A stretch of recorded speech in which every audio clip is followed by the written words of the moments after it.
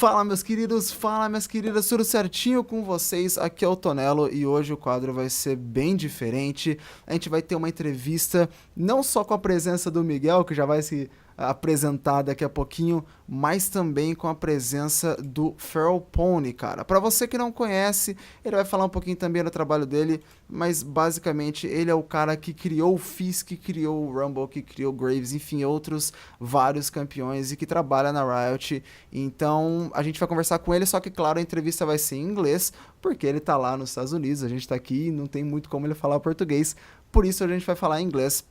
E depois eu vou legendar pra vocês, beleza? So, to start things off, first of all, I'd like to introduce you guys Miguel Ramsauer, which is my bro, my personal bro. And say hi, Miguel. Say hi to the people. Yes, hi. I'm the best worst player you ever see. And that's my introduction. Nice, best introduction ever, and also the main guest of the interview, which is FeralPony, which is a writer. So FeralPony, say hi to folks. Introduce yourself a little. Hello, folks. My name is Brian Feeney. I go by FeralPony. I'm a writer, as I mentioned before. I've worked on a number of the different design teams over the years. I've been a writer about. I started playing in beta. Sort of same time as you guys did, and then I basically joined up with Riot right after Season 1 started. So I've been with the company about 6 years and worked on a bunch of different teams, and hopefully I can answer some of your questions and give you some insight into sort of design process on stuff and a little bit of the behind-the-scenes look. Sure thing, sure thing. So to start things off, FeralPony is not the most common of the nicknames, so where does it come from? Like, how did it come up with this nickname? Sure. So I used to be a huge first-person shooter player, so I played a lot of Day Defeat, a lot of Counter-Strike, a lot of Alien vs. Predator. Obviously, that game died horribly, but I played a lot of those shooter games. And one of the things I always liked to do when those was troll the people that were playing super, super hardcore modes. And so they have names like Death Striker 99 and that kind of thing, right? And so then I would go in and I'd be like, Tiny Cute Pony would be my name, and then when they get murdered by a pony over and over and over again, they tend to go on tilt and, play worse and worse. And I just get to mess with them a little bit. So I've always used the pony handle, and then after coming to Riot, on the old forums, the old boards, everyone sort of got an avatar, like one of the little champion skins. And I got the Feral Warwick avatar. And so I just put a Feral avatar on top of Pony and got FeralPony. Nice. And does it have anything to do with the Hecarim, or does the Hecarim has anything to do with the FeralPony? Surprisingly, no. Despite the fact that like the one horse/pony character was designed by myself, actually has nothing to do with it. They actually basically just handed me a piece of art, and they're like, "We got to make a champion. What's the coolest thing on this board?" And everyone was like, "That awesome, badass undead centaur guy," and that was pretty much unanimous. Everything else was sort of like, I don't know if this will work or not, but everyone was like, that thing is super, super cool.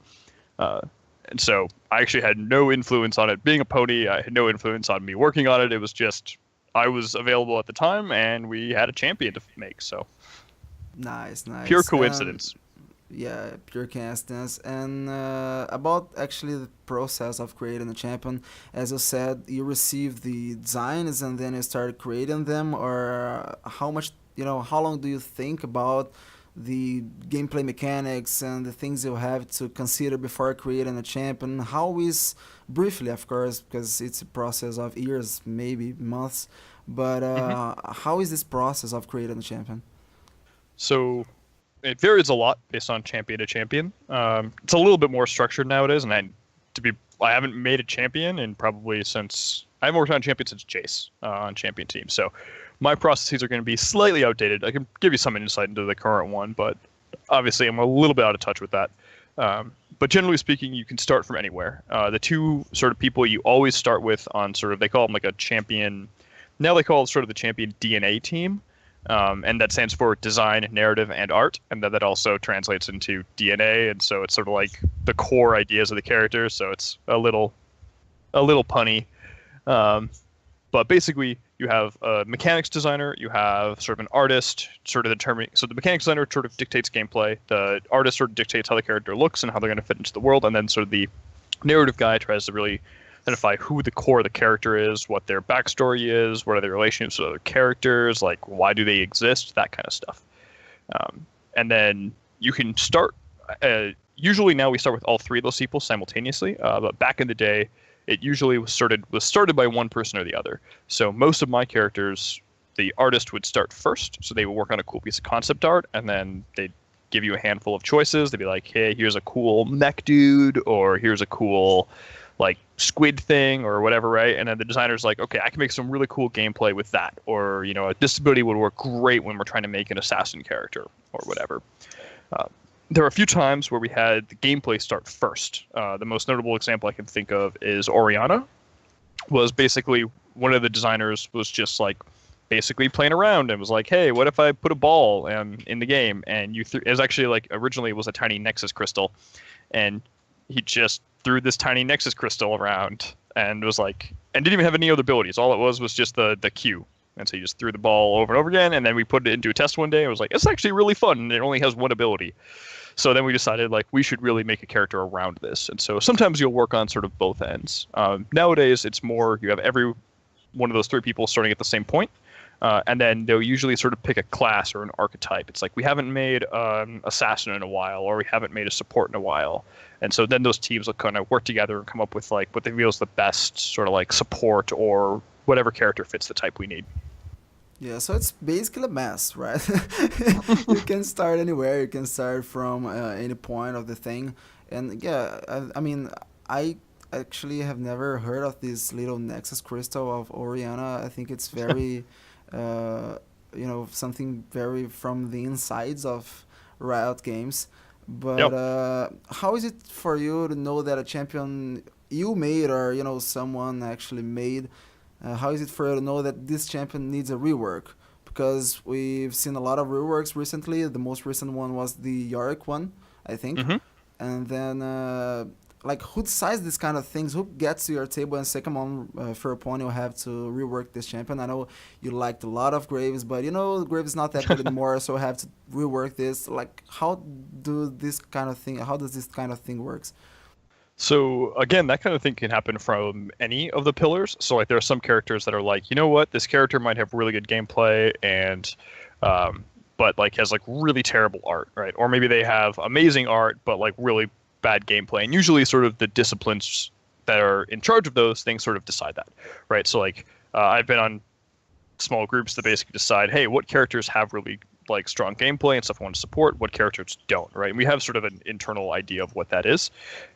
And we're usually pretty transparent about it. Like, we're not super like, oh, hey, in secret, this character we are not very happy with. Like, usually we're pretty upfront about.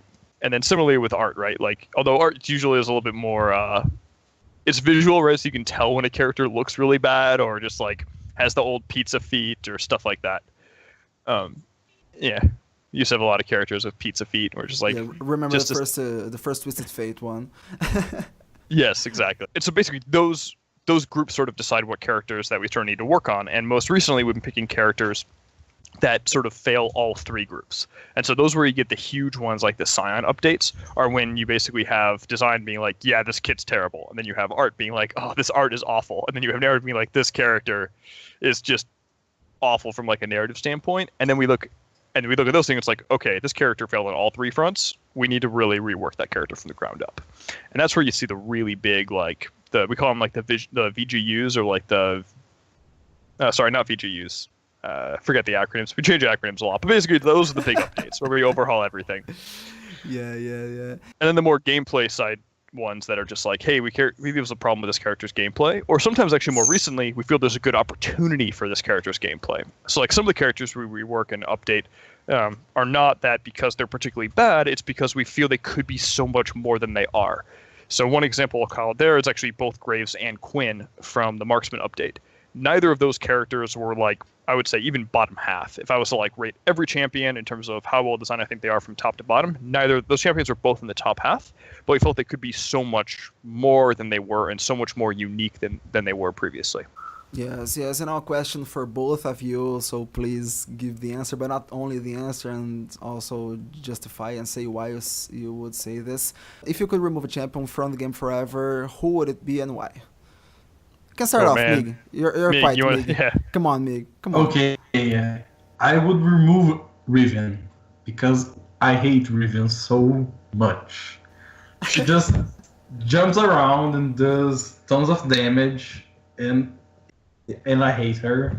And it's just because I tilt really hard whenever I see a Riven in game. Even if it's like zero kills and 20 deaths, I still die to her. I'm just so tilted by those jumps. I hate her. I would remove her. I think someone was No actually doubt stomped. about it. I think someone has been Yes. actually stomped by Riven. I have Yep. been stomped by Riven so many times. I'm ashamed to say that.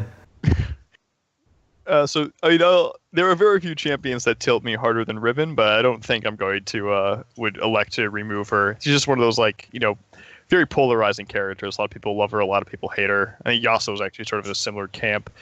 If I had to remove one, and mind you, I'll preface this with I'm not on gameplay, so what I'm about to say does not mean I'm about to actually remove a character, or it's not like a 2-month foreshadowing or anything along those lines. I would probably remove LeBlanc.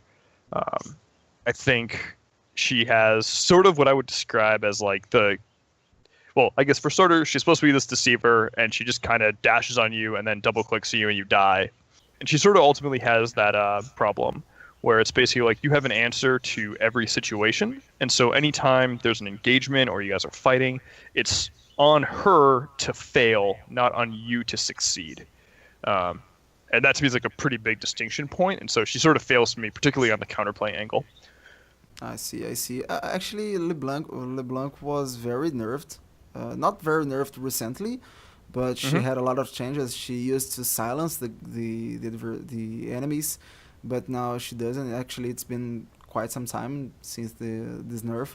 But yeah, looking for that point, I mean, she doesn't have that kind of deceiving things only for her passive. She's more of an assassin, so yeah, fair. We're gonna say Let me say one thing.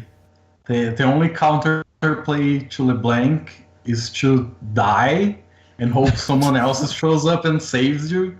Because, yeah, she's like top 3 on tilting champions because she just pops up and kills you. Yeah, I will also preface this. I played a ton of LeBlanc as well, right? Despite sort of hating her as a character. I played a lot of her. I also played a lot of her as a marksman, which I found particularly fun. No, well, this is a talk for Mig and you. Come on, LeBlanc's marksman. Really? Sure. Yeah, it actually works. You use the chains and you get lots of autos. It's not the best, but it works. Well, there was a while where we had nerfed her damage pretty heavily, right? And so her AP scaling wasn't phenomenal. Her burst was mostly in base damages at that point. And so if you have really high base damages, really high escapability, mobility, and you can lock down someone for 4 seconds on a route, that tends to work really, really well on a marksman kit, especially when I compare at the time to someone like Ashe, whose general steroid is not really that good, and you mostly take her for a utility. I would say an unkillable, ungankable marksman with lockdown, I would take that trade over the attack speed buff any day. Yeah, it makes sense, but if you say that, actually you're kind of destroying Brazilian solo queue right now. Sorry, I apologize in advance. I don't think the build is as good anymore as it used to be. I played this probably 3 seasons ago now at this point, and yeah, so she is getting an update in the assassin update come pre-season as well. So I'm optimistic. To be fair, Brazilian solo queue doesn't need that much help to be destroyed. Just saying. E essa foi somente a primeira parte, então fica ligado no canal, porque logo menos sai a parte 2 e a parte 3 também, falando sobre o Wyvern e falando sobre o Mundial. E é isso aí, tamo junto, galera, e falou!